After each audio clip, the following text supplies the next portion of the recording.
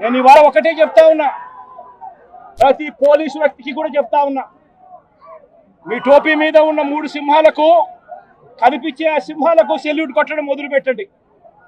Telugu Desam party నాయకులకు salute కొట్టడం మొదలుపెట్టి, వీళ్ళు చెప్పినట్టుగా చేయడం మొదలుపెట్టి, అన్యాయాలు చేయడం మొదలు పెడితే మాత్రం ఎల్లకాలము తెలుగుదేశం పార్టీ ప్రభుత్వమే ఉండదు అని చెప్పి ఇవాళ ప్రతి అధికారికి కూడా నేను తెలియజేస్తా ఉన్నా.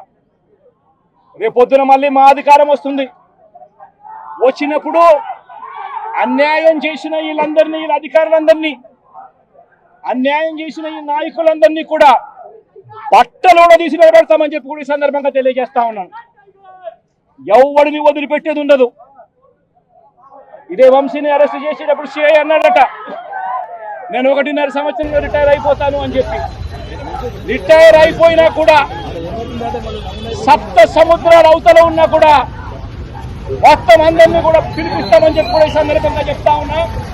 చట్టం ముందు నిలబడేట్టుగా చేస్తాం, బట్టలు ఊడదీస్తాం, న్యాయం జరిగేట్టుగా చేస్తాం అని ప్రతి ఒక్కరికి కూడా తెలియజేస్తా ఉన్నాం. ఈ మాదిరిగా అన్యాయం చేయడం మొదలుపెట్టి మాత్రం ఖచ్చితంగా ప్రజలు, దేవుడు ఇద్దరు కూడా వీళ్ళని శిక్షించే కార్యక్రమం ఖచ్చితంగా జరుగుతుందని చెప్పి సందర్భంగా మరొక్కసారి వీళ్ళందరికీ కూడా చెప్తా ఉన్నాం. అన్యాయంలో భాగస్వాములు కావద్దండి. టోపీ మీద ఉన్న సింహాలను గౌరవించండి, వాటికి సెల్యూట్ కట్టండి, మీ వ్యక్తిత్వాన్ని కాపాడుకోండి అని చెప్పి అధికారికి కూడా ఈ సందర్భంగా